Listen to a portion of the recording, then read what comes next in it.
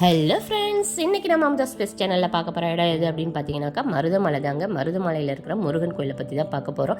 இந்த வீடியோவில் நம்ம முழுக்க அந்த கோயிலினுடைய சிறப்பு என்ன, அதுக்கு எப்படி போகலாம், எப்போ போகலாம், எப்படி அந்த கோயிலில் நம்ம வழிபடணும் அப்படின்ற எல்லா டீட்டெயிலையும் நான் உங்களுக்கு சொல்ல போகிறேங்க. மறக்காமல் ஸ்கிப் பண்ணாமல் இந்த வீடியோ ஃபுல்லாக பாருங்கள். முதல்ல நம்ம கோயிலினுடைய சிறப்பு என்ன அப்படின்னு பார்த்தீங்கன்னாக்கா முருகர் தாங்க இங்கே மூலஸ்தானத்தில் இருக்கிறாரு. இந்த முருகர் பார்த்தீங்க அப்படின்னு சொன்னாக்கா பாம்பாட்டி சித்தர் வடிவமைச்ச ஒரு உருவம் தாங்க இந்த முருகர் சிலை. இது பார்த்தீங்கன்னு சொன்னால் பழனியில் இருக்கிற முருகனை போலவே இந்த முருகர் கோயில் இருக்குங்க. இது எங்கே இருக்கிற முருகரை வழிபட்டீங்க அப்படின்னு சொன்னாக்கா நினைச்ச காரியம் எல்லாம் கைகூடும் அப்படின்றது தாங்க ஒரு ஐதீகம். இங்கே முருகரை வழிபட என்ன முறை அப்படின்னு சொன்னீங்கன்னாக்கா எல்லா கோயிலையும் எப்படி நம்ம அர்ச்சனை செய்கிறது அதெல்லாம் பண்ணுவோமோ, அபிஷேகம் பண்ணுறது அந்த மாதிரி மெத்தட் தாங்க இங்கேயும் பண்ணுறாங்க. இப்போ இந்த கோயிலுக்கு எப்படி போகலாம் அப்படின்னு பார்த்தீங்கன்னு சொன்னாக்கா பொதுவாகவே ட்ராவல்ஸு ஊட்டியிலேருந்து நம்ம வருவோம். ஊட்டியிலேருந்து வரும்போது கோயில் போயிட்டு அப்பா நாங்கள் ஊட்டியில் இருந்த சந்தோஷமே எங்களுக்கு எப்போவும் இருக்கணும் அப்படின்னு வேண்டிக்கிறதுக்காகவே நம்ம மருதமலைக்கு போவோங்க. அந்த மாதிரி நீங்கள் ட்ராவல்ஸில் வரீங்க அப்படின்னு சொன்னாக்கா பார்த்தீங்க அப்படின்னா இந்த வழி மலை மேலே ஏறி போகிறதுக்கு ஒரு பாதை இருக்குங்க. அது வழியாக அந்த ட்ராவல்ஸ்லேயே நம்ம போயிடலாம். அதுக்கு ஒரு டிக்கெட்டும் கலெக்ட் பண்ணுறாங்க. அப்படி இல்லை நாங்கள் பஸ்ஸில் தனியாக வரோம் அப்படின்றவங்க காந்திபுரம் உக்கடம் அந்த பக்கம் இருந்து வருவீங்க. அந்த மெயின் பஸ் ஸ்டாண்ட்லேருந்து மருதமலை அடிவாரம் வரைக்கும் வர்றது ஒரு 14 கிலோமீட்டருங்க. அந்த பஸ் ஸ்டாண்ட் வரைக்கும் வந்துட்டு அங்கேயே மினி பஸ் நம்ம மலை மேலே ஏறத்துக்கு தனியாக இந்த கோயில் நிர்வாகமே விட்டுருக்குங்க. அதுக்கு 10 ரூபாய் கலெக்ட் பண்ணுறாங்க. அதுதாங்க இந்த பஸ்ஸு. இந்த பஸ் வழியாக நீங்கள் போனீங்க அப்படின்னு சொன்னாக்கா மலை மேலே ஏறி போகலாம். அப்படி இல்லைன்னு சொன்னாக்கா நடந்தும் போகலாங்க. நடந்து போகணும் அப்படின்னாக்கா படிக்கட்டு ஒரு 840 இருக்கும். நான் கவுண்ட் பண்ணல சொன்னாங்க. அந்த படி வழியாகவும் நம்ம ஏறி போகலாம். நாங்கள் போகும்போது பஸ்ஸுலேயே போயிட்டோம்.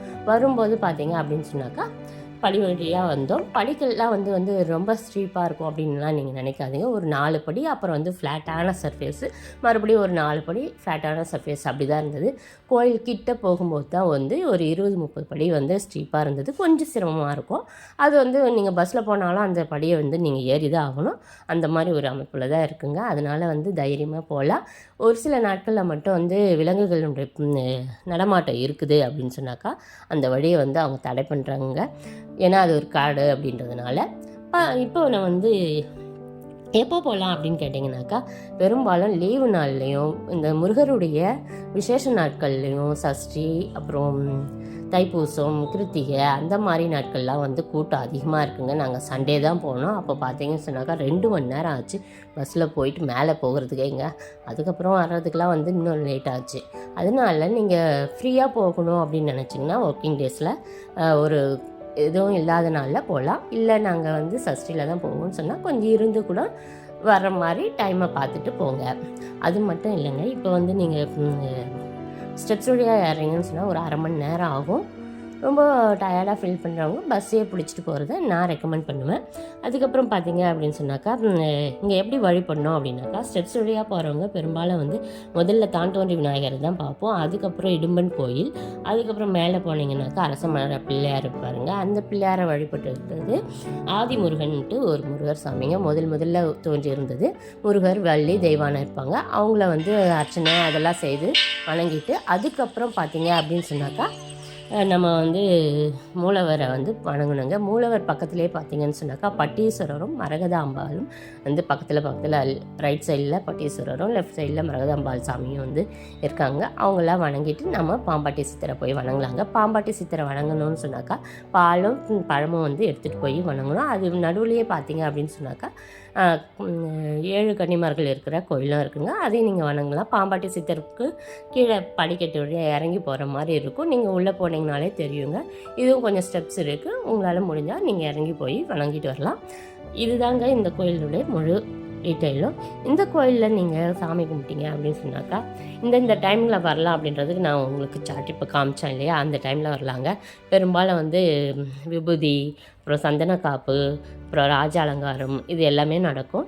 இரவு 7 மணிக்கு 7:30க்கு மேலே தான் நம்ம அலோவ் பண்ணுறதில்ல. கீழே வந்துடணும் அப்படின்னுவாங்க. 8 மணி வரைக்கும் கோயில் இருக்குங்க. ஆனால் 7 மணிக்கு மேலே மேலே யாரையும் போக விடுறதில்ல. அங்கே இருக்கவங்க மட்டும் சாமி கும்பிட்டு வர்ற மாதிரி இருக்குங்க. அதுக்கப்புறம் பார்த்தீங்க அப்படின்னு சொன்னாக்கா இந்த கோயிலில் பக்கத்துலேயே பட்டீஸ்வரர் கோயில் இருக்குங்க. நீங்கள் பார்க்குறது இடும்பன் கோயில். மருதமலைக்கு வந்துட்டு வேறு எங்கெல்லாம் போகலாம் அப்படின்னு பிளான் பண்ணுறவங்களுக்கு பட்டீஸ்வரர் கோயில் இருக்குது, கோவை குற்றாலம் இருக்குது. இதெல்லாம் பார்த்திங்கன்னா பக்கத்தில் தான் இருக்குது. கூகுள் மேப் யூஸ் பண்ணி நீங்கள் போயிட்டு வரலாம். ஆனால் இதுக்கு நீங்கள் டைம் ஸ்பெண்ட் பண்ணிட்டீங்க அப்படின்னு சொன்னால் போக முடியாது. அதனால் கொஞ்சம் ஏர்லியராக மார்னிங்கே வந்துட்டீங்க அப்படின்னு சொன்னால் மற்ற இடங்கள்லையும் கோவையை பார்க்கலாம். இந்த கோயில் பார்த்திங்க அப்படின்னு சொன்னால் ரொம்ப பசுமையாக இருக்குங்க. உண்மையிலே வந்து மலையிலேருந்து வந்து பார்த்தீங்க அப்படின்னு சொன்னாக்கா ரொம்ப ரொம்ப ரொம்ப அழகாக இருக்குது, அமைதியாகவும் இருக்குது. சாமியை கும்பிட்டுட்டு நம்ம இந்த இயற்கை சூழலில் இருக்கும்போது நம்மளுக்கு கிடைச்சது எல்லாமே நீங்கள் சொன்னாலும் சொல்லாட்டாலும் நம்ம என்ன நினைக்கிறோமோ அது எல்லாமே கிடைக்குங்க. அந்த அளவுக்கு மன ஒருமிப்பை வந்து இந்த கோயில் கொடுக்குது அப்படின்னு தான் நான் சொல்லுவேன். கண்டிப்பாக இந்த கோயிலுக்கு வந்து பாருங்கள். இந்த வீடியோ உங்களுக்கு பிடிச்சிருந்தா மறக்காமல் லைக் பண்ணி ஷேர் பண்ணி கமெண்ட் பண்ணிவிடுங்க.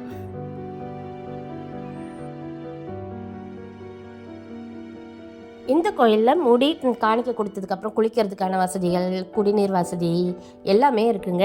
கண்டிப்பாக வந்து மறக்காமல் இந்த கோயிலுக்கு வந்துட்டு போங்க. பிடிச்சிருந்தா மறக்காமல் லைக் பண்ணிவிடுங்க.